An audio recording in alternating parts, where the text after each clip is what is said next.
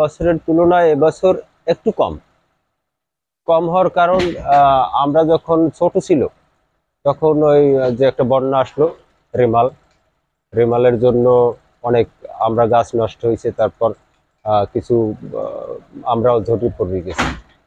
না, বর্তমান বাজার অনুযায়ী তাদেরকে দাম দেই, হয়তো আমাদেরও হয়তো বাঁচতে হবে, তাদেরও বাঁচতে হবে। বাজার যখন যেমন থাকে তখন তেমন। এই বছর বাজারের দরটা কিরকম আছে?